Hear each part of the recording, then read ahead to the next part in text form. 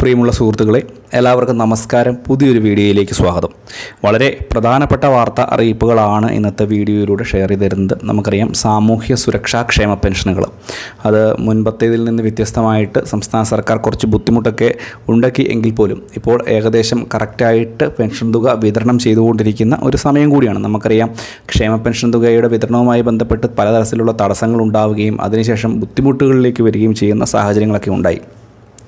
പക്ഷേ ഇപ്പോൾ ഏകദേശം എല്ലാ കാര്യങ്ങളും സംസ്ഥാന സർക്കാർ ഒന്ന് തീർത്ത് ഇപ്പോൾ ഓരോ മാസത്തെ തുക വീതം വിതരണം ചെയ്തുകൊണ്ടിരിക്കുകയാണ്. നിലവിൽ 3 മാസത്തെ തുക കുടിശ്ശിക ഉണ്ട് എന്ന് പറഞ്ഞാൽ പോലും ഒരു ആശ്വാസകരമാവുന്ന രീതിയിൽ ഉത്സവ സീസണുകളിലൊക്കെ മുൻപേ തന്നെ തുക നൽകുന്ന രീതിയിലേക്കുമൊക്കെ സാഹചര്യങ്ങൾ എത്തിയിട്ടുണ്ട്. അതുതന്നെയായാലും പിന്നെ ഇപ്പോൾ കൂടുതലായിട്ടുള്ള പെൻഷൻ തുക ആളുകളിലേക്ക് എത്തിക്കുവാൻ വേണ്ടി കർശനമായിട്ടുള്ള പുതിയ നടപടികൾ വരുന്നതാണ്. പുതിയ രേഖകൾ ഹാജരാക്കേണ്ടതിൻ്റെ ആവശ്യകതയും വരികയാണ്. ഇതൊക്കെ സംബന്ധിച്ചുള്ള വിശദമായിട്ടുള്ള അറിയിപ്പുകളാണ് വീഡിയോയിൽ ഉൾപ്പെടുത്തുന്നത്. വീഡിയോ പൂർണ്ണമായും തന്നെ കാണണം. വീഡിയോ ലൈക്ക് ചെയ്യണം. ചാനൽ ആദ്യമായിട്ടാണ് കാണുന്നതെങ്കിൽ തീർച്ചയായിട്ടും നമ്മുടെ ചാനലൊന്ന് സബ്സ്ക്രൈബ് ചെയ്യണം. ഫേസ്ബുക്ക് വഴിയാണ് ഈ ഒരു വീഡിയോ നിങ്ങൾ കാണുന്നതെങ്കിൽ ഫേസ്ബുക്ക് പേജ് കൂടി ഫോളോ ചെയ്യണം. നമുക്ക് നോക്കാം. നമ്മുടെ സംസ്ഥാനത്ത് സാമൂഹ്യ സുരക്ഷാ ക്ഷേമ പെൻഷനുകൾ കറക്റ്റായിട്ട് വിതരണം ചെയ്യുന്ന ഒരു നടപടിയിലേക്ക് ഇപ്പോൾ സംസ്ഥാന സർക്കാർ ഘട്ടം ഘട്ടമായി എത്തിയിരിക്കുകയാണ്. കുടിശ്ശികയൊക്കെ തുക ഉണ്ട് എങ്കിൽ പോലും ഈ കുടിശ്ശിക തുക ഈ ഒരു സാമ്പത്തിക വർഷത്തിൽ തന്നെ വിതരണം ചെയ്ത് അവസാനിപ്പിക്കുമെന്ന് സംസ്ഥാനത്ത് അറിയിച്ചിരുന്നതുമാണ്. അതായത് ഏപ്രിൽ മാസം മുതലുള്ള ഈ ഒരു സാമ്പത്തിക വർഷത്തിൽ തന്നെ തുക വിതരണം ചെയ്ത് അവസാനിപ്പിക്കും. പക്ഷേ ഇപ്പോൾ അതൊന്നുമല്ല കാര്യം. ഇതിലും വലിയ ശക്തമായിട്ടുള്ള നടപടികൾ വരികയാണ്. ഇനി പുതിയതായിട്ട് രേഖകൾ ഹാജരാക്കേണ്ട ഒരു സമയം കൂടി വരാൻ പോവുകയാണ്. നമുക്കറിയാം, വരുമാന പരിധി 1 ലക്ഷം രൂപ വരെയൊക്കെ ആയിരുന്നു നേരത്തെ. അതിൻ്റെയും ഘട്ടം ഘട്ടമായിട്ട് കുറച്ചുകൊണ്ട് വരുവാനൊക്കെയുള്ള സാധ്യതകളുണ്ട്.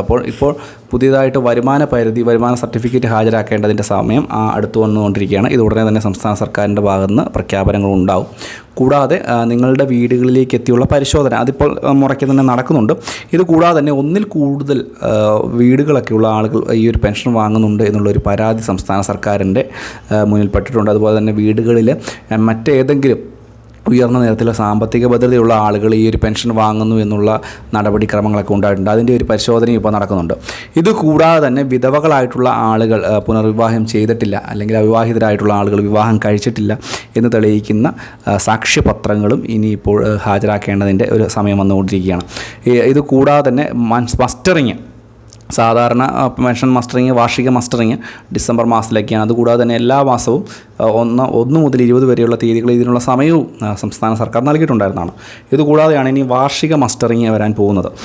അപ്പോൾ ഈ ഒരു നടപടിക്രമങ്ങളൊക്കെ ഇനി പൂർത്തിയാക്കേണ്ട സമയത്തിലേക്കാണ് വരുന്നത്. അതുകൊണ്ട് തന്നെ നടപടിക്രമങ്ങൾ പൂർത്തീകരിക്കാത്ത ആളുകൾ എല്ലാവരും തന്നെ ഈ നടപടിക്രമങ്ങളൊക്കെ പൂർത്തീകരിക്കുക. എന്തെങ്കിലും രീതിയിൽ പെൻഷൻ തടസ്സപ്പെടുവാനുള്ള കാര്യങ്ങൾ നിങ്ങൾ ചെയ്തിട്ടുണ്ടെങ്കിൽ അത് ഉടനെ തന്നെ തിരുത്തുക. അതിനുവേണ്ട നടപടിക്രമങ്ങൾ ചെയ്യുക. ആധാർ അപ്ഡേറ്റ് ചെയ്യുക. ഏറ്റവും പ്രധാനപ്പെട്ട ഒരു കാര്യമാണ്. ആധാർ അപ്ഡേഷൻ ചെയ്തില്ലെങ്കിൽ പെൻഷൻ തുക ഉറപ്പായിട്ടും മുടങ്ങാനുള്ള സാഹചര്യം ഉണ്ടാകും. കാരണം ആധാറിലെ മാറ്റങ്ങൾക്ക് അനുസൃതമായിട്ടായിരിക്കും ഇനി മറ്റുള്ള ആനുകൂല്യങ്ങളൊക്കെ ലഭിക്കുക. ഈ കാര്യം കൂടി ഒന്ന് മനസ്സിലാക്കുക.